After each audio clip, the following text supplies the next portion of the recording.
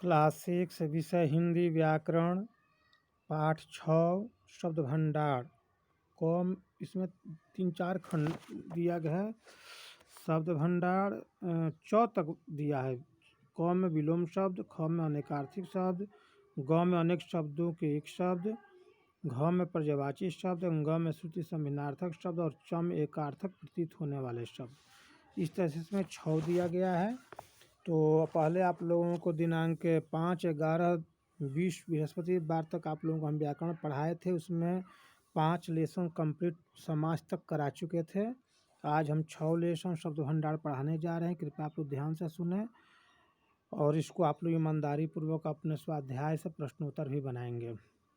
इसमें दिया गया शब्द के भंडार में कि जीवन इस संदेश के द्वारा जीवन मधुर बनाए, आशा से रहो सदा भरे, निराशा को कर दो परे, ईमानदारी व परिश्रम से लो हाथ मिलाए, बेईमानी व आलस को दो तुम भला, कोमल व मधुर वचन तुम बोलो। इस जितने पंक्तियां हैं ये आप देखेंगे कि 1, 3, 5 व 7 पंक्तियों में रंगीन शब्द दिए गए हैं और 2, 4, 6 व 8 पंक्तियों में रंगीन शब्द एक दूसरे के विलोम हैं।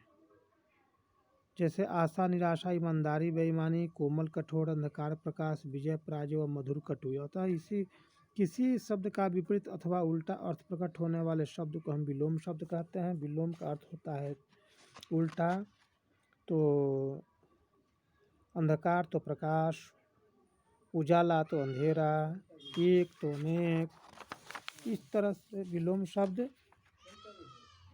जितने हैं इसमें आप लोगों को याद करना है। विलोम शब्द याद नहीं रहेगा तो एक दूसरे का आप लोग उल्टा नहीं बना सकते हैं और इसे याद करना है। इसको आप लोग होमवर्क में ले लें और पेज नंबर 50 में आप लोग इसको में पढ़ करके इसको अवश्य बनाएं होमवर्क में। और 2 ख का 6 नंबर पाठ का ख अनेकार्थक शब्द है। इसमें प्रत्येक भाषा में कुछ शब्द ऐसे होते हैं जिनके एक से अधिक अर्थ होते हैं। हिंदी भाषा में इस प्रकार के अनेक अर्थ होते हैं जिनके अलग अलग अर्थ हैं। जैसे वर्ण, अक्षर, वर्ण, रंग। वर्ण के योग से शब्द बनता है श्री कृष्ण श्याम वर्ण के हैं। तो इसमें वर्ण और शब्द ज बराबर म जन्म, चमक, ऊंचा, अहिंसा, खटार, ऐसा शब्द जो है। तो ऊपर दिए जितने भी उदाहरण में पहले वर्ण का प्रयोग ध्वनियों से लिखित चिन्हों और दूसरे वर्ण का प्रयोग रंग के लिए लाया गया है। तो इसका वर्ण अनेकार्थक शब्द का एक परिभाषा है कि कुछ ऐसे शब्द होते हैं जिनके कई अर्थ होते हैं। प्रसंग या वाक्य के अनुसार इसके अर्थ बदल जाते हैं। इन्हें हम अनेकार्थक शब्द भी कहते हैं। शब्द वही रहेगा लेकिन अर्थ उसका बदल जाएगा। सोना माने स्वर्ण, शयन माने सोना भी अर्थ होता है। अनंत माने ईश्वर, अनंत, आकाश, विष्णु का भी अर्थ आता है। इस तरह से जितने शब्द हैं आप लोगों के पेज नंबर 53 इसको आप लोगों को स्वयं को याद करना पड़ेगा।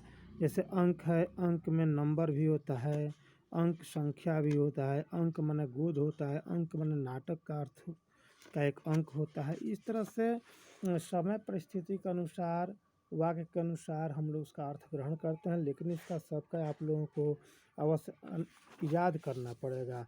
और इसके अनुसार आप लोगों को पेज नंबर 52, 54 और 55 में अवश्य अभ्यास करना पड़ेगा। स्वयं आप लोगों को अभ्यास करने के लिए है।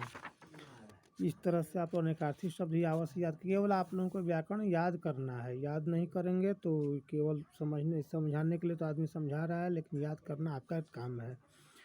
पेज नंबर 57 में देखिए ग पाठ 6 का ग है अनेक शब्दों वाक्यांशों के लिए एक शब्द। भाषा को संक्षिप्त और प्रभावशाली बनाने के लिए अनेक शब्दों व वाक्यांशों के लिए एक शब्द का प्रयोग किया जाता है।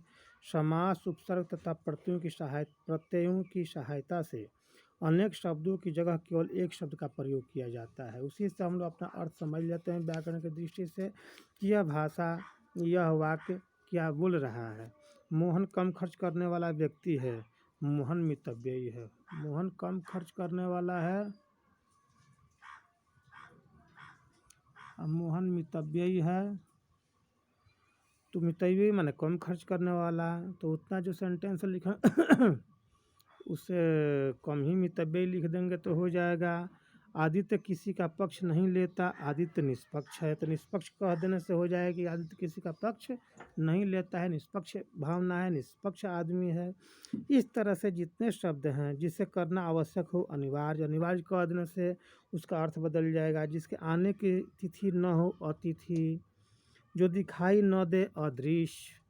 तो इतने सब अनेक शब्द कहते हैं हम लोग, लेकिन एक शब्द में उसका अर्थ उतना अपना अर्थ लगा लेता है। इस तरह से आप लोगों को ये सब याद करने की बात है और इसी के आधार पर आप लोग अभ्यास कार्य अवश्य पूरा करें, अभ्यास करें। इसी के साथ मैं आज विराम करता हूँ और पाठ 6 का घ पर्यायवाची शब्द आप लोगों को अगले दिन पढ़ाएंगे। धन्यवाद।